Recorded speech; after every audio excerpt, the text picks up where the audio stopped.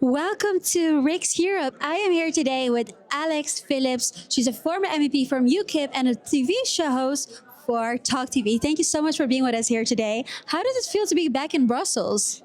It's amazing. So the last time I was in Brussels, not only had I managed to get myself out of a job, which was good work, but it was a rush to leave because all the borders were shutting. So it was the start of COVID.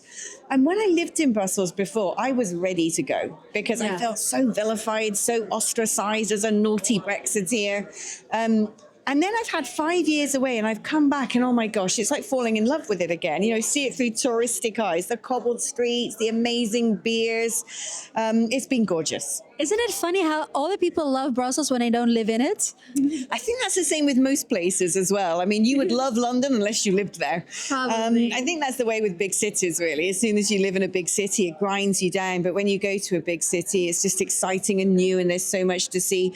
But, you know, one thing I actually do love about Brussels is the centre of Brussels itself is quite small. It's very walkable. You know, it's not like you have to get long metros or long tram journeys. You can actually see everything you need to see. It's just too bad that the EU is in it.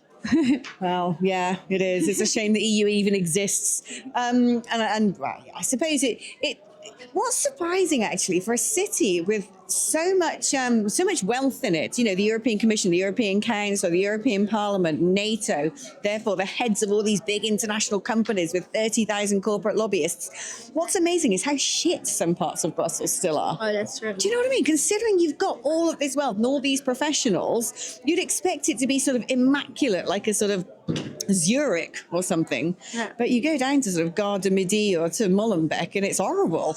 Well, speaking of shit, there's a lot of shit going on in your country, if I can say it so bluntly. And one of the worrying things, so getting now to a more serious topic, is of course the grooming gangs. Your government said they would have an inquiry on it, a national inquiry. Then, so for some reason, they didn't want to have it. They wanted to have 5 local inquiries, and they were allocating 5 million to investigate it, which is exactly what you need to control and see what actually happened. And now they want to turn it into some fun. So it seems they don't want to have a real investigation, and it makes me question, what is your government trying to actually hide? Everything. I mean, look, we don't need an inquiry, frankly, because we know what's gone on. There are men from a vastly different culture who thinks it's perfectly acceptable to take non-Muslim women as chattel and treat them as sex slaves. A lot of these men actually are from homes where there has been interbreeding as well. I think we don't talk about that enough, and that's not to be pejorative towards all people from a Muslim faith, but certainly in the United Kingdom, in certain communities, there are families who there's been a whole lot of cousin intermarriage.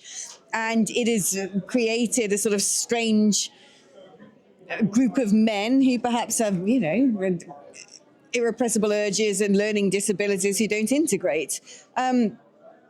We just don't want to talk about those topics. They don't want to talk about these topics. I think we've got to a point that we've reached critical mass where we know we've got a problem with a subset of people within the Muslim community. Not all Muslims, without a doubt, not all Muslims, hardly all Muslims, a small fraction. But we know we've got an issue with them and we have no idea how to address it. And so if you don't have the answers, why bother having the inquiry? We know what's gone wrong, but there's not going to be any sort of proactive engagement with the topic. And yeah, and exactly like you said, it's a two-tier system, and it's going beyond that. Of course, a mass migration. You said it in your TV show as well. The migrants that come here, they get yoga classes, they get driving classes, they get to stay in 4-season hotels. They're living this luxurious life. It's costing, what is it, 10 to 15 billion pound a year that they could use, for example, in the NHS, into the elderly, to warm up the homes. Why does your government hate its own people so badly? It's crazy. I don't understand why illegally breaking into a country means that you can be beatified. Because that's what these people are being. It's like, oh, you know, they've risked their lives, they've crossed continents, they've paid people traffickers vast sums of money to illegally enter a country to work in the black market and to sponge off its system. Aren't they wonderful? I mean, it makes no sense. It's a bit like saying, oh, you know, look at all these other criminals. Aren't they courageous for breaking the law? I don't understand. This seems to be the woke mind virus, to use the words of Elon Musk, that's affected a lot of governments in the West. And we need to get real, because we cannot have a system where we become the El Dorado for anybody who wants to turn up and live here. One thing that really bothers me is when I look, and looking out the window now at Brussels, and when I look around London, I look at the buildings and I look at everything that we have in Britain, that was created by generations and generations and generations of people who bought into the concept of Britain and were British. Yeah. And when people turn up and they want to turn our buildings and our streets and our communities into their own mini caliphates, it sickens me. It really upsets me. I have no problem with people from other countries coming if they want to integrate, if they buy into the spirit of the United Kingdom. But too many people who live in the UK from other cultures actually hate us and mean us harm. Yeah, and I read also that in London you've got 85 Sharia courts, which is mind blowing. I mean, you're basically the Sharia capital of Europe at the moment. How do you think London or the UK can become British again? Well, that's the big question, isn't it? What needs to be done? And it's very, very difficult. And, you can't suddenly go, we're going to deport a load of people because they're not Christian or they're Muslim. There are wonderful people in the United Kingdom from all over the world. The first few waves of migrants who came to the United Kingdom from the Commonwealth were the sort to want to have tea and sandwiches and had a picture of the Queen on the wall, and really wanted to integrate and loved the idea of Britain. But what we've had over the course of decades now are people who want to come and be an economic unit. How we deal with that, I don't know. But what I would say is what we need to do is be bolder about defending and promoting our own culture, which means we're not going to give funding to mosques. We're going to give funding to churches. We're not going to allow women to wear the burqa or the niqab. We're going to back our own women and say that their choices and their freedoms are more important. That if we've got risks of terrorist enclaves and radical preachers in the United Kingdom, we will insist that all activity within mosques takes place in English and we record it.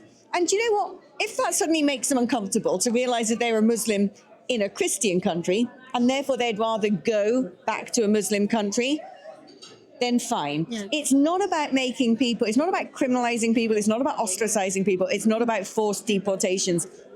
It's about defending and amplifying your own culture and making sure that they know that this is the only game in town. And if they don't like it, they can leave. That's a very clear message. And I have one more question. On the 5th of May, there's going to be local elections. I mean, UK Reform is set to win. I know you're going to win. What is the first thing Reform UK is going to change?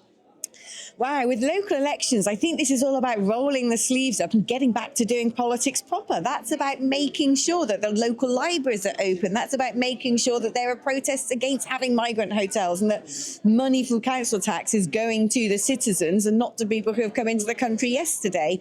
It's about standing up for our values. So I think that it's going to be about hard work, getting rid, hopefully a lot of dodging of things that go on at local level. We don't need to have, trans activists coming in and doing book time with kids, getting rid of all of that nonsense and actually bringing pride back into our communities. That's a very beautiful message. Thank you so much, Alex. Thank you.